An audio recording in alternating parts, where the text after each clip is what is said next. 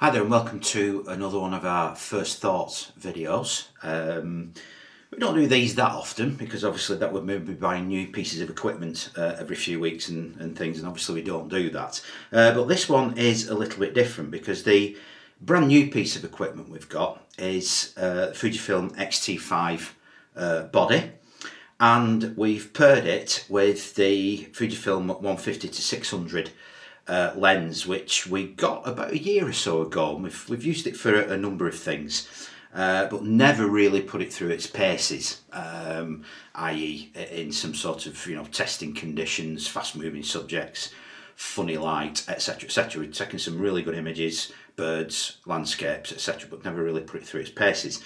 So what we've done is we've paired it with the XT5, and last week we took it to the Flying Legends airshow over at Church Fenton.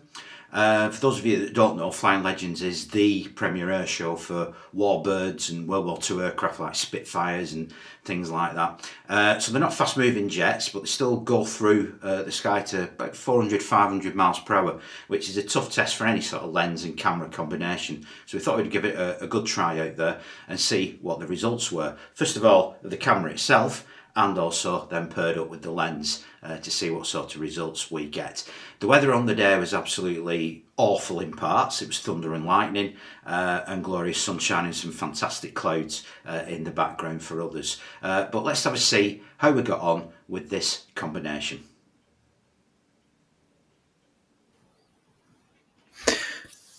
So the first couple of photographs were taken with the XT5 and the 10-24 landscape lens. That's one of our go-to lenses, and they show a selection of the aircraft on the ground. The second photograph on the screen now is the flight line walk, but you can see there some of the fantastic weather we had that day and the cloud formations as well, which made for some interesting backgrounds. This next shot is of a Corsair, the pilot there. This was taken with the XT5 and the 150-600, and you can see really crisp detail there of the aircraft and the pilot looking a little bit pensive. And there we have startup on the Corsair, the puff of smoke. And if you look closely, you can see some of the rain that had started to fall at that time. So these are aircraft on the ground, and obviously, of course, the whole point of an airshow is to take photographs of the planes flying. And this shot here shows 8 Spitfires all flying together, and this was where we really started to put the camera and the lens through its paces.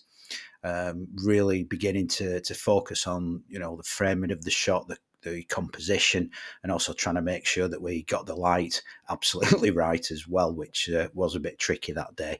This is the top side of a Spitfire Mark 5C. One of the beauties of this airshow is that the planes flying round gave a lot of what they call topside shots, which is always, for airshow photographers, one of the sort of holy grails of photographs. And the venue at Church Fenton offered some fantastic opportunities for that.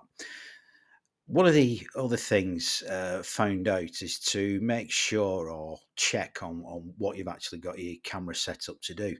I got mine set up to have continuous focus on, and also set shutter speed to continuous low, so it wasn't just taking one shot. There was a burst of 3 or 4 coming through time after time. I also use back button focusing. It's got a little AF on button on the back of the camera body, and use that, keep that pressed in, and what that does is obviously sort of keeps the focus away from the shutter, so you're always in focus, you're always tracking the subject, and they can just keep pressing the shutter button to take the photographs.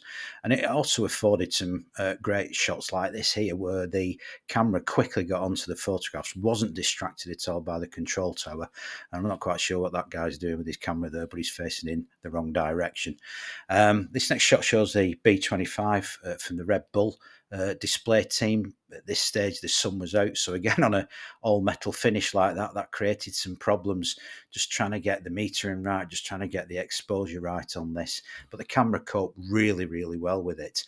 And of course, with a couple of aircraft flying in formation like this, it is really about then the zoom, the composition, and just making sure you can get some really good photographs and some different ones as well. Formation flying of these two aircraft, that's the Lightning and the B25, really does offer some great opportunities. Clear skies, so the aircraft were doing loops and rolls, and one thing and another managed to get the lightning on the way down of one, slightly different composition, portrait as opposed to landscape. And then we're going to another formation here. This is the Curtis formation. You can see the cloud building up. At this stage, the clouds were really beginning to come back in, and we'd had about 3 storms already that day, and there was another one on its way. And there's a real question as to whether or not the aircraft and the airshow was going to finish before it landed and hit people. This is a Sea Fury, again, big bank of clouds in the background. Appropriately enough, this is a Thunderbolt, World War II fighter from America, and this did a great routine with another fantastic World War II aircraft from America, the Mustang. You see the two there. This is one of my particular favourite shots there. Great cloud composition in the background, not zoomed in too much, and we've also got a nice central composition there, but it adds a bit of dynamic motion, I think, into that shot as well. So the lens was holding up pretty well. The camera was holding up pretty well. There's a couple of times when the buffer got filled. It was shooting on RAW and just keeping the finger pressed on the shutter buttons. A couple of occasions when it maxed out really, which was a little bit worrying. But I think that's more to do with the speed of the card rather than anything else. And also the other thing when you're shooting airshow photography as well, especially with propeller planes, try and just get a little bit of blur on the propeller as well, so it doesn't just look like they've been sort of thrown up in the air. And this was the last aircraft. It's a Swordfish, and a nice salute there from the observer in the back. And this really finished the show before the heavens open once again. So that's the XT5 and the 150-600 in action.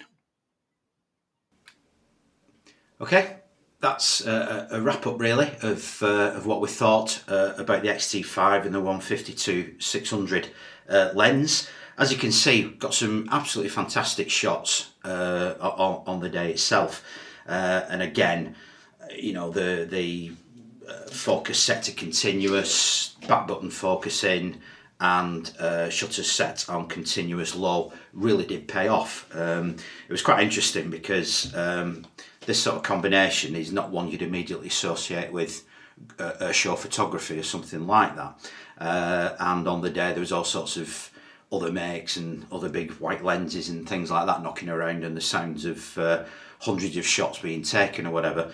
And here we were with our trusty Fujifilm XT5 and the 150-600.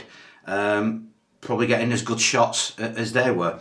Now it must be said, the lighting was really good. There is an awful lot of comment from people around the aperture on the 150-600, especially when you get out to the 600 length. You get into f8, you really do need good light at that, but like I said, on the day, didn't really struggle, and there were very trying conditions. Very light, very dark, contrast was all over the place, as was some of the metering, but we think it performed absolutely superbly well. Going way back in the day, I've done quite a bit of airshow photography with a variety of different cameras, and they're probably the best set of photos I've ever got from any airshow. And it's not just because they were fantastic subjects either.